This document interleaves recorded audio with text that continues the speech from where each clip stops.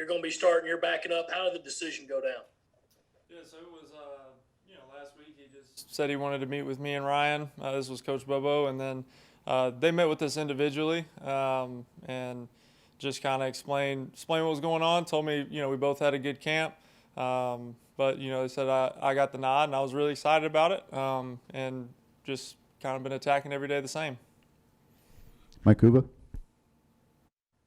Collin, obviously you've played in the system, and that's something that's been harped on throughout training camp. Have you noticed just any difference in terms of wrinkles compared to how things were in Colorado State, and what should we expect come Saturday? Yeah, I mean, I've said it before. I think we're doing similar stuff to like we were doing at CSU, and this offense is multiple. We can do a lot of different things, and I think that's what we're going to try to do. Just do different stuff, try to get it to our guys, and we'll see what happens. Pete Ackerbelly. And what is this going to mean to you Saturday coming out and starting at one of your home state universities? It'll mean a lot. I remember coming down to games when I was a kid and just wondering what it would be like to play here, thinking that, maybe one day I could play here, and then to be able to transfer in and have that opportunity, I'm real excited. I can't wait for kick. Ben? You've been through a couple of different QB battles in your career. I guess after you guys got the news, what kind of conversations did you have with Ryan? And this is only, I think, your second time getting ready for a season opener. And I guess is there something you can take from your experience doing that last year? Yeah, I mean, I have been in several battles throughout my career. Afterwards, me and Ryan, our relationship hadn't changed.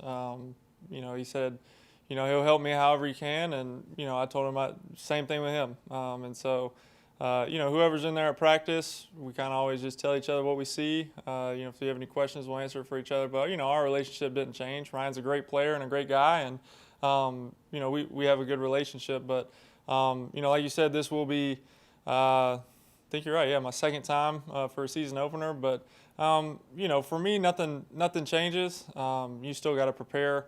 Every week, whether you're the starter or not, prepare like you are and be ready to go. So, I'm preparing, and I'm really excited.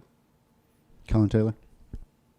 Yeah, Collin, I guess kind of going off. You said the offense has been multiple, and you've now kind of been around it, at least in practice, for about 4 weeks, 5 weeks. I'm curious, just what do you feel like the strengths of this group is? What do you guys feel like you can do well this season?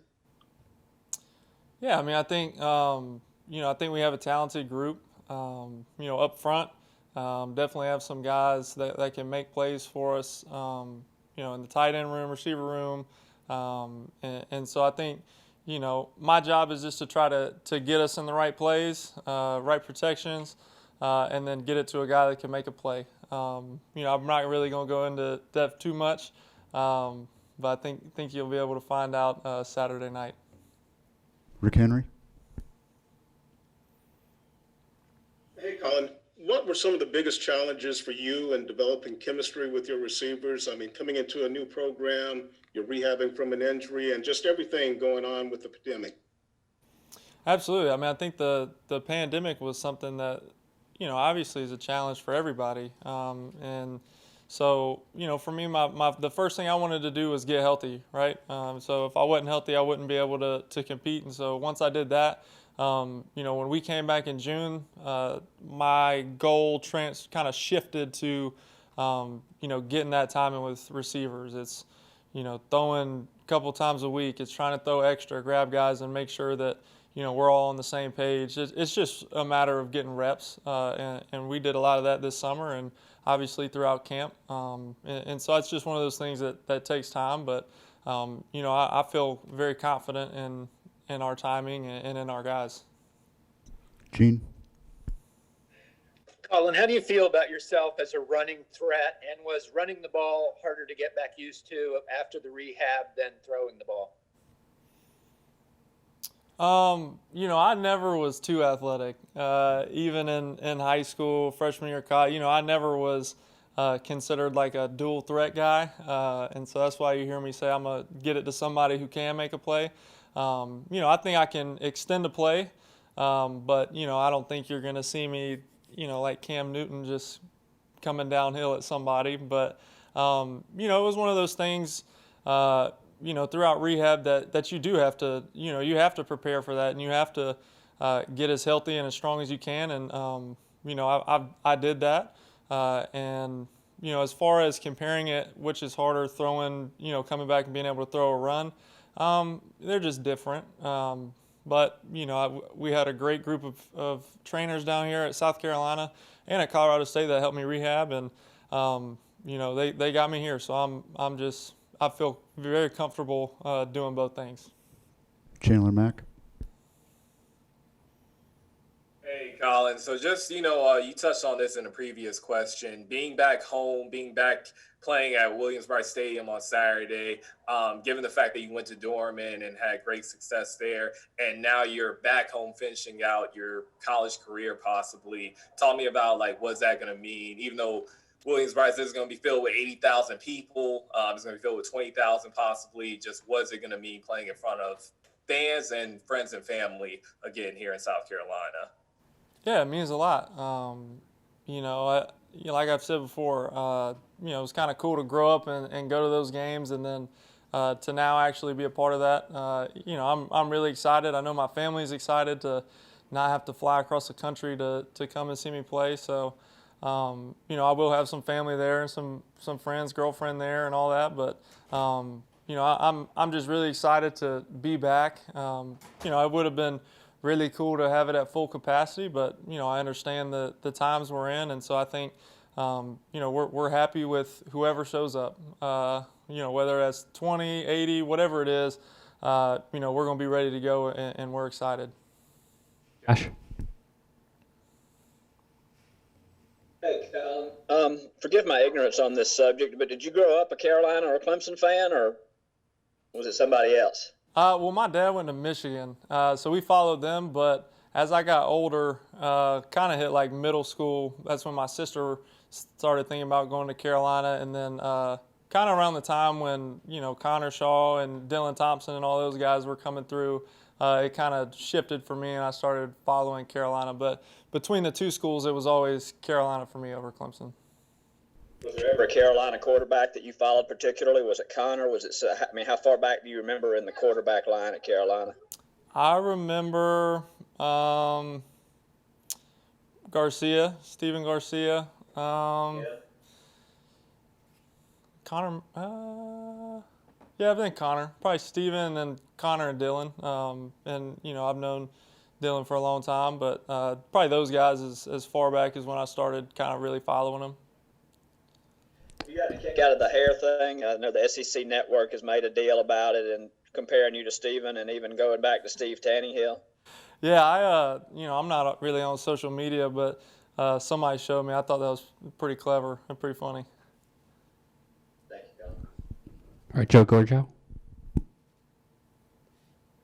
Collin, I know you talked about chemistry before, but I'm wondering when the lights turn on for real Saturday night and you're playing, how much of a role will you play in trying to make sure your team stays on the same page, since out of all the players you probably have the most familiarity with this offense, and do you take a great deal of responsibility in trying to ensure everyone stays connected for those four quarters?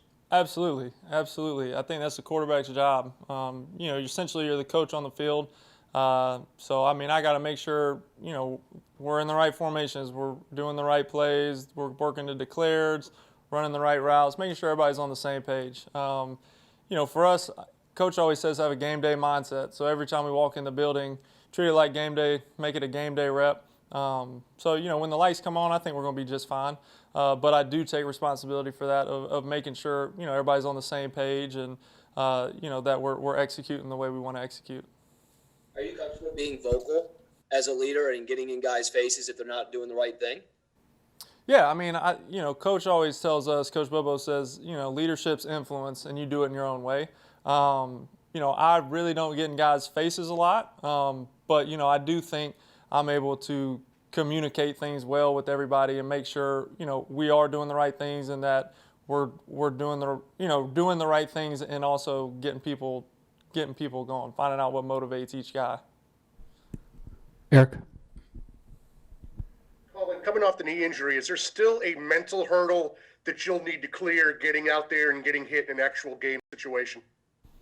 To be honest with you, no. The very first one, my first injury coming back, I was a little timid. Even in practice, not getting hit, I was a little timid. But, ever since then, not really. I've put in the work. I know that. I feel strong. I feel good. And for me, I don't think about it. I don't think you can do that. I think you just have to trust it and go play. And so that's what I'm going to do. And secondly, I know obviously you weren't around to carry on Joyner last year, so you couldn't comment on his progression. But switching to a new position, from what you've seen, is he a guy that could make an immediate impact even though he's changing roles in the offense? I think so, yeah. I mean, DK is really talented. He's one of those guys that obviously came in as a quarterback and then, like you said, switched positions. But, definitely understands football, extremely athletic, and I think he definitely could help us this year for sure. All right, Ben. In terms of this offense, obviously you've been in it for a long time, but structurally, does it kind of change with sort of the talent profile, being that at Colorado State you had a certain depth of wide receivers, and now it might not be quite that much? Does the way it operates sort of change with that different talent profile? I mean, I think a little bit. I think our strengths, are different. But, you're going to get it to the guy that you think can make plays, right? And so I think we have several guys in different rooms that can do that, whether it's running backs, tight ends, receivers. And so, I think that's going to be our advantage, is just spreading it out, getting it to different people in space. All right, last question for Phil. Your relationship with Mike Bobo going back as many years as it has, what kind of trust will he have in you going into this game as far as running the offense? Will you have some freedom on the field to change the plays and make audibles and things like that? I think he's definitely confident in me. We've been together for a while, and I understand the offense, and I understand our plan and what we're trying to do. So, there is some freedom that comes with the position for sure, and that comes with being in the offense for a while. And so, like I said earlier, the question about making sure everybody's on the same page and chemistry, that's my job, making sure, we're in the right plays, making sure everybody knows what we're doing so that we can be successful and so we can execute. All right. Thanks, Collin. Thanks.